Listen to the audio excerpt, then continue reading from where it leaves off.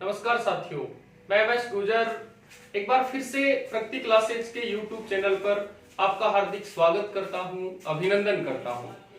और साथियों मैं आपसे निवेदन भी करता हूं कि आप प्रगति क्लासेज के YouTube चैनल से जुड़े और यहां से जो सेवाएं आपको प्रोवाइड करवाई जा रही हैं उनका लाभ उठाएं। दोस्तों, राज्य विधानमंडल पढ़ रहे हैं और राज्य विधानमंडल में अब तक हमने विधानसभा और विधान परिषद के बारे में चर्चा की है और आज साथियों हमें पढ़ना है राज्यपाल। राज्यपाल का उल्लेख भारतीय संविधान के भाग 6 के अनुच्छेद 153 में किया गया है। दोस्तों, राज्यपाल पद के बारे में हम चर्चा करें तो सबसे पहले इस पद का जो सृजन किया गया वो 1935 के भारत शासन अधिनियम के द्वारा किया गया था। यह सबसे महत्वपूर्ण बात है। सबसे पहले कि राज्यपाल पद का जो सृजन हुआ वो कब हुआ? 1935 के भारत शासन अधिनियम के द्वारा।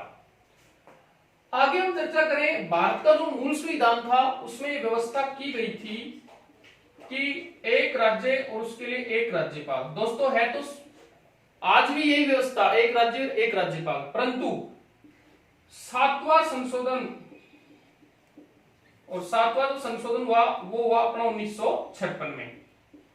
और 7वें संशोधन 1956 के द्वारा भारत सरकार ने व्यवस्था कर दी कि जो एक राज्यपाल है उसको एक से अधिक राज्यों में भी नियुक्त किया जा सकेगा। अगर एक राज्यपाल को एक से अधिक राज्यों में आप नियुक्त कर रहे हैं तो उसे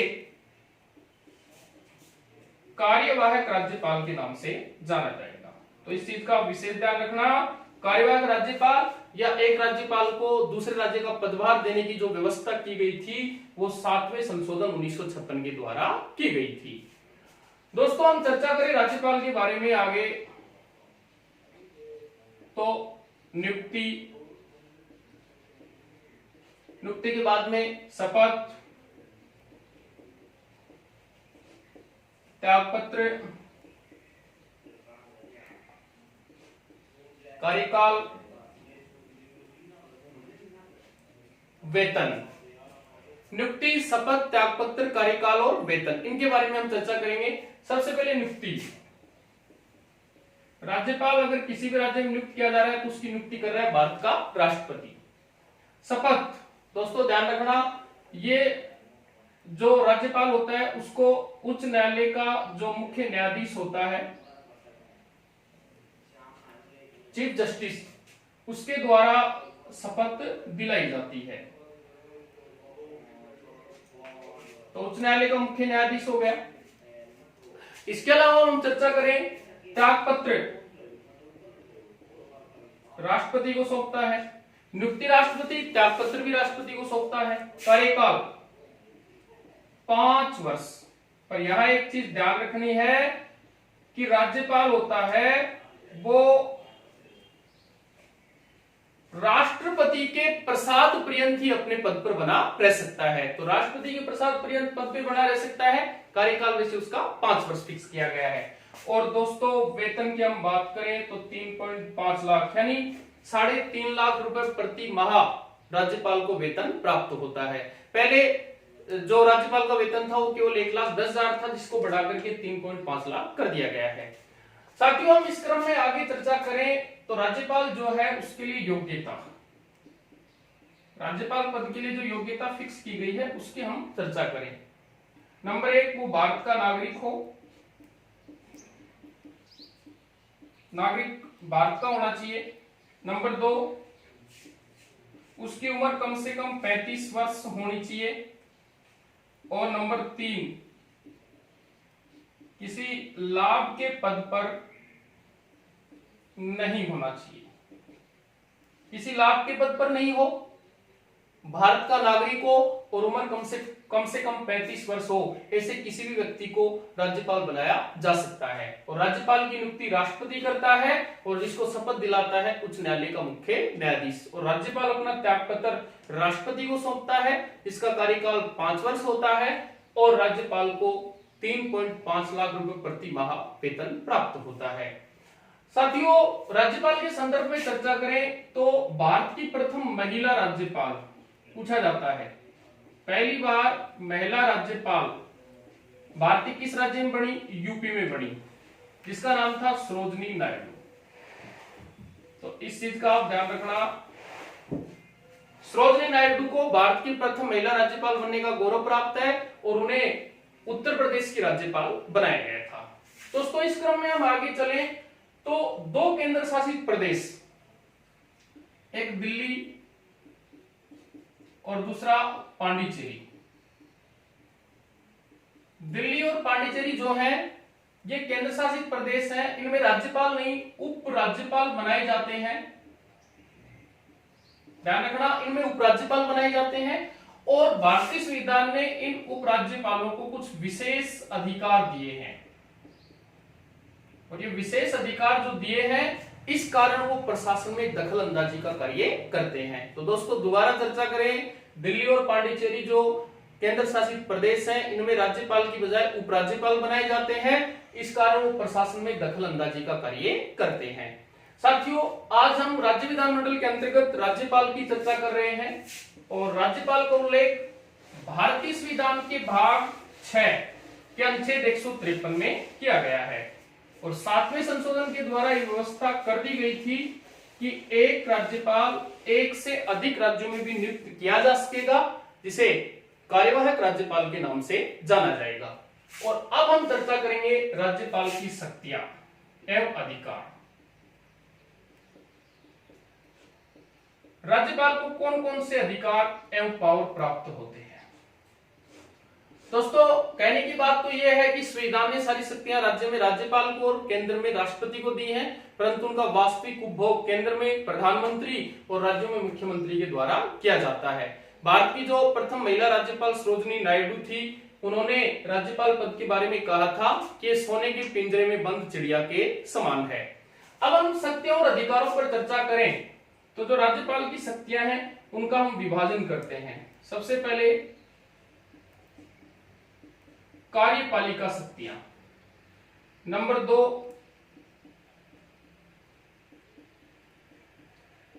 विधायिका शक्तियां, नंबर 3 वित्तीय शक्तियां और नंबर 4 न्यायिक शक्तियां।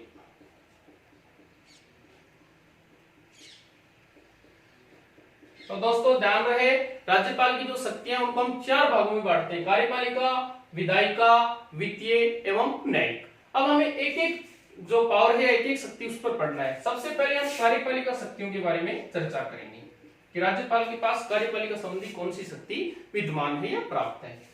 देखिए साथियों, कार्यपालिका में राज्यपाल राज्य की कार्यपालिका का नाम मात्र का प्रमुख होता है। पहली बात, ये तो हमने पहले ही चर्चा की है, नाम मात्र का प्रमुख होता है। वास्तविक जो प्रमुख होता है वो होता है मुख्यमंत्री।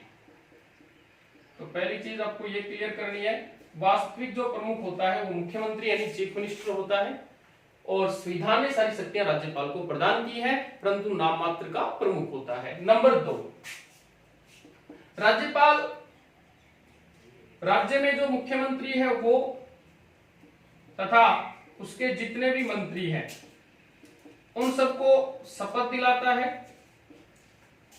और उनसे त्याग पत्र स्वीकार करता है और उन्हें नियुक्त भी करता है। यानी मुख्यमंत्री को नियुक्त करता है, उसकी जो टीम है मंत्री परिषद मंत्रिमंडल उनको भी नियुक्त करता है, उन्हें शपथ भी दिलाता है और उनसे त्याग पत्र भी स्वीकार करता है। दोस्तों इतना ही नहीं, राज्यपाल राज्य सरकार से जुड़े जो महत्वपूर्ण पदाधिकारी हैं, राज्य सरकार से जुड़े जितने भी महत्वपूर्ण पदाधिकारी होती हैं उन सबको नियुक्त करने का अधिकार भी राज्यपाल के पास ही होता है।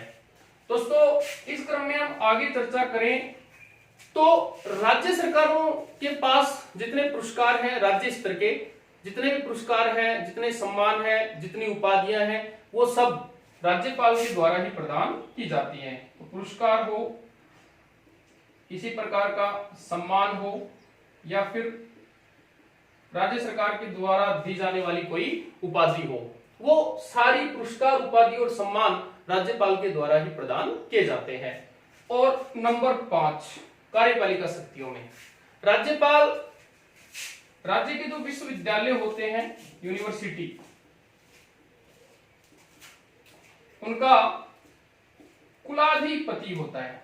दोस्तों कुलपति नहीं, कुलाधिपति होता है। इसका मतलब सारी यूनिवर्सिटी जो है, विश्वविद्यालय हैं, वो राज्यपाल के प्रति जवाबदेह होते हैं, उनकी जिम्मेदारी होती है। तो कार्यपालिका शक्तियों में नाम मात्र का प्रमुख है, मुख्यमंत्री उसके मंत्रियों की नियुक्ति कर रहा है, राज्य सरकार से जुड़े महत्वपूर्ण पदाधिकारी है उनको नियुक्त कर रहा है, समस्त पुरस्कार सम्मान और उपाधियां जो राज्य स्तर की हैं प्रदान कर रहा है, और समस्त विश्वविद्यालयों का कुलाधिपति होता है।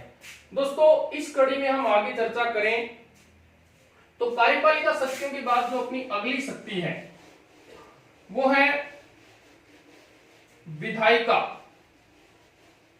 अब विधायिका शक्तियों की हम चर्चा करें तो विधायिका शक्तियों में सबसे पहले एक तो जो राज्यपाल होता है दोस्तों, वो विधानसभा में भाषण व अभिभाषण देता है प्रतिवर्ष।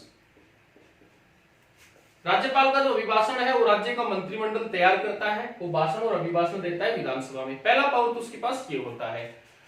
दोस्तों दूसरी बात हम करें इस मामले में तो जो राज्यपाल होता है वो किसी भी राज्य की विधानसभा में एक एंग्लो इंडियन यानी आंग्ल भारतीय सदस्य को और विधान परिषद में 1/6 सदस्यों का मनोनयन करता है। ऐसे सदस्य जिनको कला, विज्ञान, साहित्य, समाज सेवा एवं सहकारिता में ख्याति प्राप्त होती है, तो इन सदस्यों का मनोनयन करता है। और विधानसभा में एक एंग्लो इंडियन, उसके लिए शर्त है कि उस राज्य में कम से कम 75,000 आंग्ल भारतीय होने आवश्यक है। साथियों इस क्रम में हम आगे चर्चा करें अनुच्छेद 213। अनुच्छेद 213 में है राज्यपाल का अध्यादेश। अनुच्छेद 213 के तहत राज्यपाल अध्यादेश जारी कर सकता है। अध्यादेश की सामान्य अवधि होती है 6 सप्ताह यानी कि 42 दिन। 42 दिनों में राज्य विधानमंडल साधारण बहुमत से इसको समाप्त कर सकती है, और अगर अध्यादेश अच्छा है, भविष्य में इसकी जरूरत है, तो विशिष्ट बहुमत से इसे कानून भी बना सकती है। तो राज्यपाल का अध्यादेश उल्लेख अनुच्छेद 213 में। नंबर 4, राज्य विधानमंडल से जितने भी कानून पारित होकर आते हैं दोस्तों, उन सब पर स्वीकृति प्रदान करता है राज्यपाल। राज्यों में स्वीकृति राज्यपाल प्रदान करेगा। विधानसभा विधान परिषद से जो कानून बन के आएंगे, राज्यपाल की स्वीकृति के बिना कोई भी बिल कानून नहीं बन सकता है, और केंद्र में ये स्थिति राष्ट्रपति को प्राप्त होती है। साथियों राज्यपाल के पास एक अधिकार और होता है, वो किसी भी बिल को या किसी भी विधेयक को राष्ट्रपति की स्वीकृति के लिए भेज सकता है। इसका भी आप ध्यान रखना, राष्ट्रपति की स्वीकृति के लिए भी किसी विधेयक को राज्यपाल के द्वारा भेजा जा सकता है। किसके पास? राष्ट्रपति के पास। और यहां एक चीज महत्वपूर्ण है, जैसे केंद्र में राष्ट्रपति लोकसभा और राज्यसभा का संयुक्त अधिवेशन बुला सकता है, उस प्रकार से राज्यपाल राज्यों में विधानसभा और विधान परिषद की जो संयुक्त बैठक है उसका आयोजन नहीं कर सकता है। तो दोस्तों इस चीज का विशेष ध्यान रखना, राज्यपाल विधान परिषद और विधानसभा की जो संयुक्त बैठक हो सकती है उसको आयोजित नहीं कर सकता है, बल्कि यह अधिकार राष्ट्रपति को प्राप्त है, वो लोकसभा और राज्यसभा की संयुक्त बैठक का आयोजन कर सकता है। तो हम चर्चा कर रहे हैं शक्तियों में, सबसे पहले कार्यपालिका और फिर विधायिका। और इस क्रम में दोस्तों अब हम चर्चा करेंगे वित्तीय शक्तियों पर। राज्यपाल की जो वित्तीय शक्तियां हैं उनके बारे में हम अध्ययन करेंगे। दोस्तों जैसा कि हम चर्चा कर रहे हैं कार्यपालिका, विधायिका और अब वित्तीय। नंबर 1, प्रतिवर्ष विधानसभा में बजट रखवाता है। दोस्तों बजट रखता नहीं, बजट रखवाता है। बजट हमेशा राज्यों में वित्त मंत्री और केंद्र में भी वित्त मंत्रियों के द्वारा रखे जाते हैं। यह एक बात और मैं फिक्स कर देता हूं, क्लियर कर देता हूं कि कई राज्यों में वित्त मंत्री अलग से नहीं बनाए जाते हैं, ज्यादातर राज्यों में होता है। अतः मुख्यमंत्री वित्त मंत्री होने के नाते राज्यों में बजट पेश करता है, परंतु बजट रखवाने का अधिकार राज्यपाल के पास होता है। नंबर 2, राज्य की जो आकस्मिक निधि होती है, उस आकस्मिक निधि पर राज्यपाल का पूर्ण अधिकार है और वो उसमें रखी तमाम राशि को एक साथ खर्च कर सकता है। नंबर 3, प्रति 5 वर्ष बाद, ध्यान देना दोस्तों, प्रति 5 वर्ष बाद वित्त आयोग का गठन करवाता है। केंद्र में जो वित्त आयोग है उसका गठन राष्ट्रपति करवाता है और राज्यों में जो वित्त आयोग है उसका गठन राज्यपाल के द्वारा करवाया जाता है और वित्त आयोग की अवधि होती है 5 वर्ष। और नंबर 4, प्रतिवर्ष राज्य की जो वित्तीय स्थिति है, वित्तीय जो स्थिति है इसकी रिपोर्ट, राज्य की जो वित्तीय स्थिति है इसकी रिपोर्ट राज्यपाल राष्ट्रपति को सौंपता है। तो दोस्तों हम पढ़ रहे हैं वित्तीय शक्तियां, बात करें प्रतिवर्ष विधानसभा में बजट रखवाता है, राज्य की आकस्मिक निधि पर पूर्ण नियंत्रण होता है, प्रति 5 वर्ष बाद वित्त आयोग का गठन करता है और राज्य की वित्तीय स्थिति की रिपोर्ट बनाकर राष्ट्रपति को सौंपता है। और अब हम चर्चा करेंगे न्यायिक शक्तियों की। राज्यपाल की जो अंतिम शक्ति है न्यायिक। दोस्तों न्यायिक शक्तियों के बारे में हम चर्चा करें तो नंबर 1, एक तो जो राज्यपाल है वो उच्च न्यायालय के जो न्यायाधीश होते हैं, हाई कोर्ट के जो न्यायाधीश होते हैं दोस्तों, उनको शपथ दिलाता है। उच्च न्यायालय के न्यायाधीशों को शपथ दिलाता है क्योंकि इनकी नियुक्ति राष्ट्रपति करता है, तो शपथ दिलाता है राज्यपाल। नंबर 2, जिला न्यायाधीशों की नियुक्ति करता है। जो डिस्ट्रिक्ट जज होते हैं इनको नियुक्त करने का अधिकार राज्यपाल को होता है, तो जिला न्यायाधीशों की नियुक्ति। नंबर 3, क्षमादान शक्ति। राज्यपाल की क्षमादान शक्ति के बारे में चर्चा करें तो दोस्तों कुछ चीजें महत्वपूर्ण है। सबसे पहले एक तो राज्यपाल राज्य कानून के दोषी को ही क्षमा कर सकता है। सबसे महत्वपूर्ण बात तो ये कि राज्य कानून का जो दोषी है उसी आदमी को क्षमा कर सकता है। दूसरी बात, राज्यपाल केवल दंड की प्रकृति बदल सकता है। इसका मतलब यह हुआ राज्यपाल जो है वो पूर्ण क्षमा शक्ति का प्रयोग नहीं कर सकता है, बल्कि दोस्तों राष्ट्रपति पूर्ण क्षमा शक्ति का प्रयोग कर सकता है।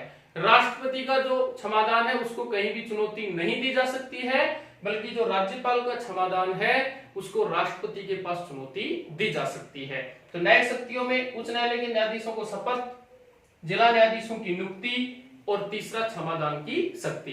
पर क्षमादान की शक्ति सीमित है, दंड की प्रकृति बदलेगा और राज्य कानून के दोषी को ही क्षमा करेगा, बल्कि पूर्ण क्षमा शक्ति का प्रयोग नहीं कर सकेगा।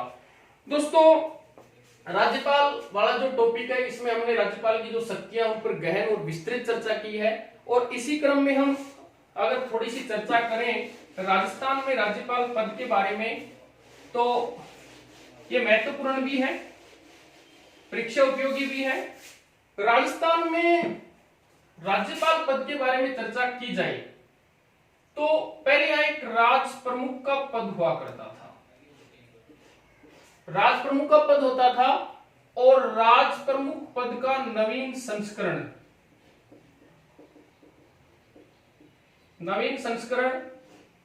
राज्यपाल पद के रूप में सामने आया। इसका मतलब पहले राज प्रमुख बाद में राज्यपाल, और ये पद जो राजस्थान में सर्जित हुआ वो दोस्तों 1 नवंबर 1956 के दिन। हम राजस्थान में राज्यपाल पद के बारे में चर्चा कर रहे हैं। हमारे यहाँ राज्यपाल पद का जो नवीन सर्जन किया गया वो था 1 नवंबर 1956। पहले यह पद होता था राज प्रमुख का। 1 नवंबर 1956 के दिन सरदार गुरुमुख निहाल सिंह, सरदार गुरुमुख निहाल सिंह को राजस्थान का प्रथम राज्यपाल बनाया गया था। तो इस चीज का विशेष ध्यान रखना।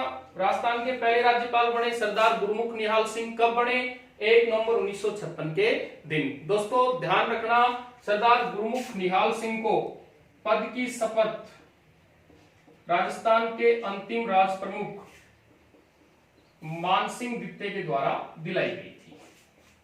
तो ये प्रथम राज्यपाल की बात होगी, पद सृजन की होगी। पूछेंगे प्रथम महिला राज्यपाल, तो प्रतिभा देवी सिंह पाटिल। राजस्थान की प्रथम महिला राज्यपाल बनने का गौरव प्रतिभा देवी सिंह पाटिल। और दोस्तों ये प्रतिभा देवी सिंह पाटिल है जिसे भारत की प्रथम महिला राष्ट्रपति बनने का गौरव भी हासिल हुआ। और राजस्थान के वर्तमान राज्यपाल की हम बात करें तो उनका नाम है कलराज मिश्र। तो दोस्तों राजस्थान के बारे में चर्चा कर रहे हैं। राजप्रमुख पर जो पद था उसका नवीन संस्करण तैयार हुआ राज्यपाल के रूप में। कब तैयार हुआ? 1 नवंबर 1956 को। प्रथम राज्यपाल बनाए गए सरदार गुरमुख निहाल सिंह। निहाल सिंह को पद की शपथ दिलाने वाले थे राजस्थान के अंतिम राजप्रमुख मानसिंह दित्ते।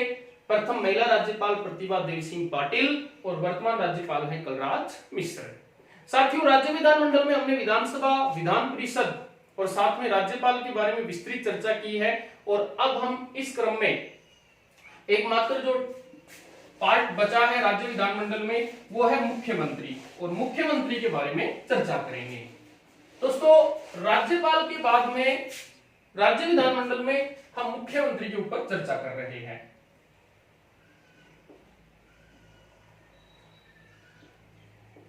मुख्यमंत्री, सीएम यानी कि चीफ मिनिस्टर।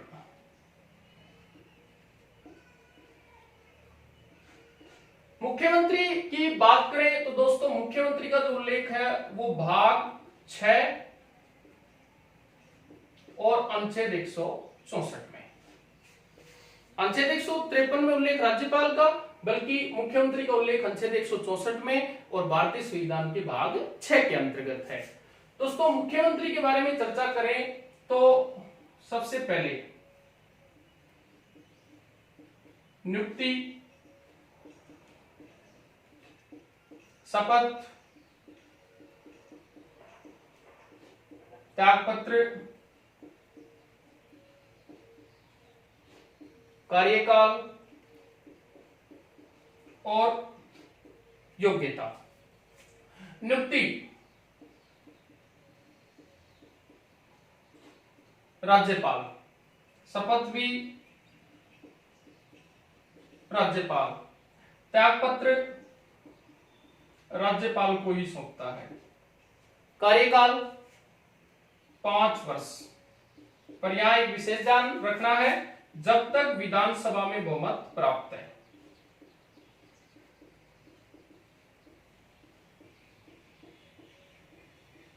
विधानसभा में बहुमत रहने तक ही मुख्यमंत्री अपने पद पर रह सकता है। तो कार्यकाल 5 वर्ष हो गया, त्यागपत्र राज्यपाल को, शपथ और नियुक्ति भी राज्यपाल के द्वारा। योग्यता की जहां चर्चा करें, भारत का नागरिक होना चाहिए। नंबर 2, उम्र उसकी कम से कम 25 वर्ष होनी चाहिए।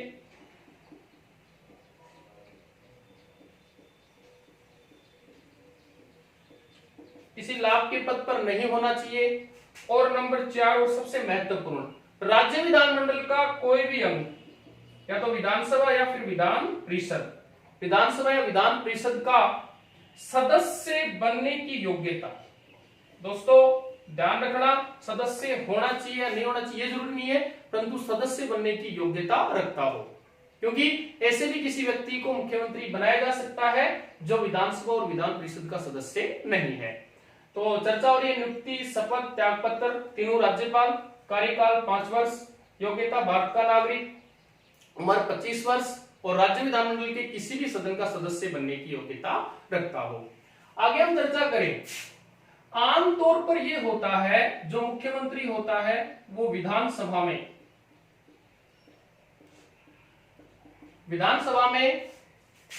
बहुमत दल का नेता होता है। दोस्तों विधानसभा में बहुमत दल के नेता को मुख्यमंत्री बनाया जाता है। नंबर 2, विधान परिषद सदस्य भी मुख्यमंत्री बन सकता है। पहली बात, जरूरी नहीं कि विधानसभा का ही बने, बार बार विधान परिषद का कोई सदस्य भी मुख्यमंत्री बनाया जा सकता है। तीसरी बात, ऐसा भी कोई व्यक्ति, दोस्तों ध्यान रखना, जो न तो विधानसभा का सदस्य है और न ही विधान परिषद का, मुख्यमंत्री बनाया जा सकता है, परंतु 6 महीने के लिए। कितने दिनों के लिए? 6 महीने के लिए। 6 महीने बाद में या 6 महीने के अंदर उसे राज्य विधानमंडल के किसी भी अंग यानी विधानसभा या विधान परिषद में से किसी भी एक सदन की सदस्यता हासिल करनी होगी। अगर वो ये सदस्यता नहीं ले पाता है तो उसे अपने पद से त्यागपत्र देना होगा। तो ऐसा व्यक्ति बन सकता है जो विधानसभा और विधान परिषद का सदस्य नहीं है। आमतौर पर विधानसभा में बहुमत दल का नेता होता है और विधान परिषद सदस्य को भी मुख्यमंत्री बनाया जा सकता है। दोस्तों और चर्चा करें मुख्यमंत्री के बारे में, तो राज्य कार्यपालिका का वास्तविक प्रमुख होता है। पहली बात, सारे काम इसी के इर्द गिर्द घूमते हैं। नाम मात्र का प्रमुख राज्यपाल, राज्य का प्रमुख वक्ता होता है। राज्य की समस्त विकास योजनाएं, राज्य की जो प्रमुख विकास योजनाएं हैं वो मुख्यमंत्री के नाम से ही संचालित की जाती है। राज्यों में राज्य आयोजना आयोग होता है दोस्तों, जैसे केंद्र में योजना आयोग होता है वैसे राज्य में होता है राज्य आयोजना आयोग। तो राज्य आयोजना आयोग का ही अध्यक्ष होता है। केंद्र में जो योजना आयोग है, और दोस्तों साथ में है राष्ट्रीय विकास परिषद।